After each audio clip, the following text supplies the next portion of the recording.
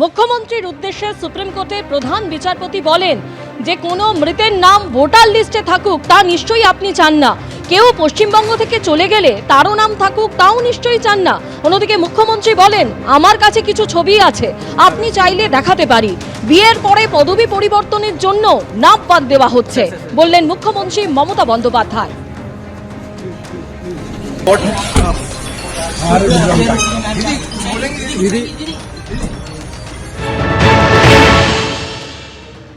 দেখুন, মমতা বন্দ্যোপাধ্যায় আজকে সুপ্রিম কোর্টে দাঁড়িয়ে একের পর এক মিথ্যে কথা বলেছেন। মমতা বন্দ্যোপাধ্যায় যখন ইররিলেভেন্ট কথা বলছিলেন সেই সময় মহামান্য বিচারপতি যারা উপস্থিত ছিলেন তারা বললেন যে আপনার আইনজীবী যিনি আছেন তিনি যথেষ্ট যোগ্য আইনজীবী, আমরা তার কথাই শুনব।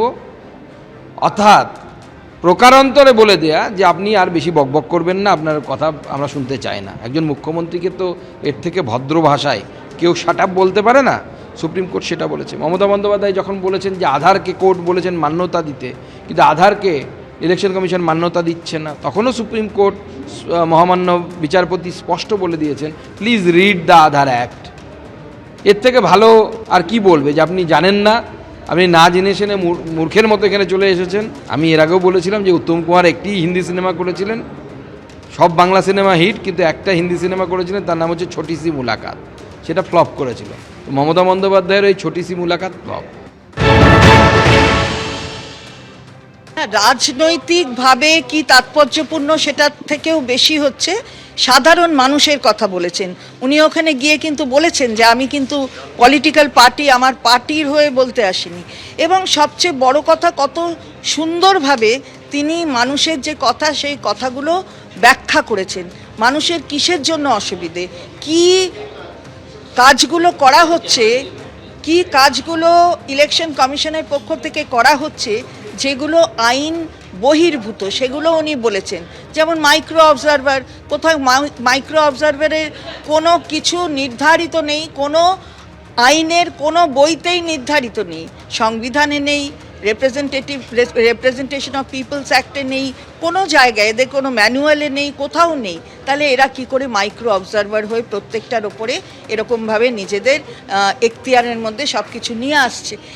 সুপ্রিম কোর্টে আজ এসআইআর মামলার সওয়ালে মুখ্যমন্ত্রী মমতা বন্দ্যোপাধ্যায় তিনি আরও বলেন নির্বাচন কমিশনের বিরুদ্ধে আদালত অবমাননার অভিযোগ করেন তিনি বলেন এসআইআর নিয়ে সুপ্রিম কোর্টের নির্দেশ মানছে না নির্বাচন কমিশন। আরও তিনি বলেন অন্য রাজ্যে ডোমিসাইল সার্টিফিকেট গ্রহণ করা হচ্ছে, কিন্তু পশ্চিমবঙ্গের ক্ষেত্রে তা নেওয়া হচ্ছে না। অসমে হচ্ছে না, শুধু পশ্চিমবঙ্গকে টার্গেট করা হচ্ছে। এসআইআর এর জন্য শতাধিক মৃত্যু, বিএলএরও মৃত্যু হয়েছে।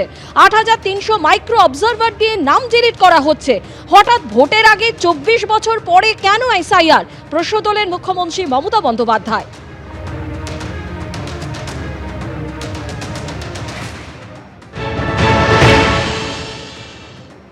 যারা আমাদের বিডিও বা ডেপুটি ম্যাজিস্ট্রেট হয়েছে তাদেরকে ইআরও করা যাবে না, এটা একদম crystal clear.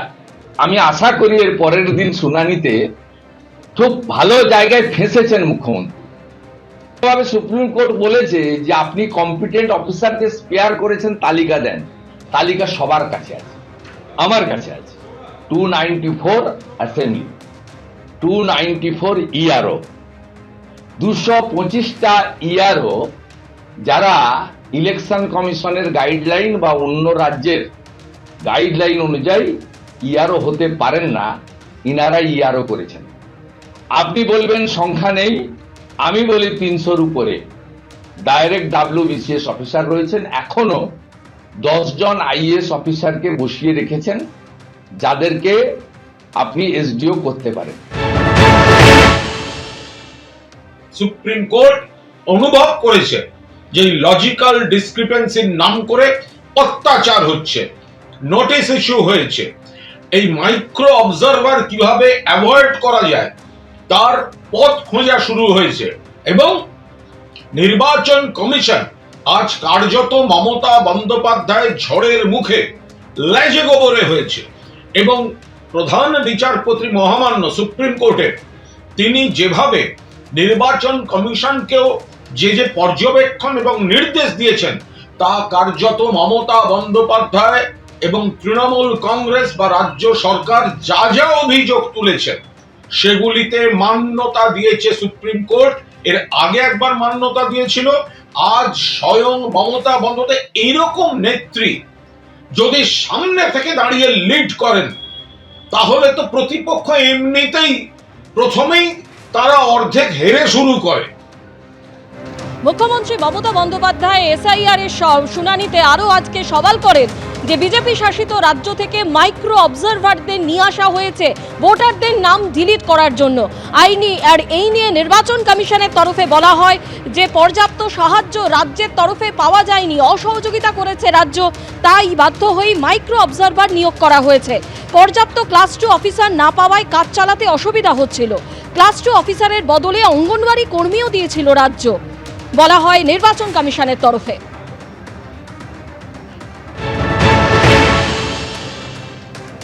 Mamata Banerjee supreme কোর্টে গেছেন নতুন করে নাটক করতে। আজকে যখন আবার নেক্সট ডেট পড়লো, সেটা হচ্ছে 9 তারিখে সোমবার, তার আগেই আমাদের এসআইআর যে প্রসেস সেটা শেষ হয়ে যাচ্ছে। সুতরাং আজকে উনি দৌড়ে যে গেলেন সম্পূর্ণ একটা গিমিক, মানুষকে এইটা বোঝানো বা দেখানো যে দেখুন আমি মমতা ব্যানার্জি, আপনাদের জন্য আমি বাড়ির কাপড়ে আমি দৌড়ে দৌড়ে সুপ্রিম কোর্টে যাচ্ছি। উনি দিশেহারা, কারণ উনি জানেন যে ওনার ভোট ব্যাংক এই মৃত voter, duplicate voter, shifted voter, Rohingya মুসলমান, বাংলাদেশি মুসলমান, যাদেরকে দিয়ে এতদিন ভোট করিয়েছেন, তাদেরকে কাগজ বানিয়ে দেওয়া হয়েছে, passport, Aadhaar card, ration card, PAN card, voter card আপনার সরকার বানিয়েছে মমতা ব্যানার্জি। বিএসএফ এর উপর দোষ দিলে চলবে না। আর তাদের দিয়ে আপনি 2016, 2019, 2021, 2024 ভোট করিয়েছেন এবং জিতেছেন। আপনি ভেবেছিলেন যে 2026 বোধহয় এইভাবেই আপনি জিতে যাবেন, হবে না। উনি আজকে হাজির হচ্ছেন যে কেসে, এটা যে Mustari Banu versus election commission of India কেসটা চলছে। এই কেসে যেমন অন্য অনেকে পার্টি হয়েছেন, তেমন উনি শেষমেশ গিয়ে পার্টি হলেন। মুস্তারি বানু মুর্শিদাবাদ, কামাল সবাই জানেন, সব্যসাচী তার উকিল, আমাদের পার্টির পক্ষ থেকে কার্যত করা, না বুঝবার কোনো কারণ নেই। সেই কেসে উনি হাজির হচ্ছেন। Mustari Banu versus election commission of India সেই কেসে যুক্ত হয়ে গিয়ে উনি লোক দেখাবার জন্য করছেন। আমরা চাই 2026-এ এই ড্রাফট যে ভোটার লিস্টটাও বেরিয়েছে, সেই ভোটার লিস্টের ভিত্তিতে ভোটটা হোক। এই শুনানি করতে গিয়ে 12টা বাজানো হচ্ছে। যখন মানুষ বিপদে পড়েছে, মতুয়া মানুষ, তখন মুখ্যমন্ত্রী তাদের পাশে দাঁড়াননি। এতদিন পরে ওনার মনে পড়েছে। যখন সংখ্যালঘু সম্প্রদায়ের মানুষ তাকে বিপর্যস্ত করা হচ্ছে, তখন উনি তার পাশে দাঁড়িয়ে ওয়াকফ নিয়ে আরএসএস এর কথায় কাজ করেছেন। এখন এটা লোক দেখানো কাজ মুখ্যমন্ত্রী করছেন। এবিপি আনন্দ, এগিয়ে থাকে, এগিয়ে রাখে।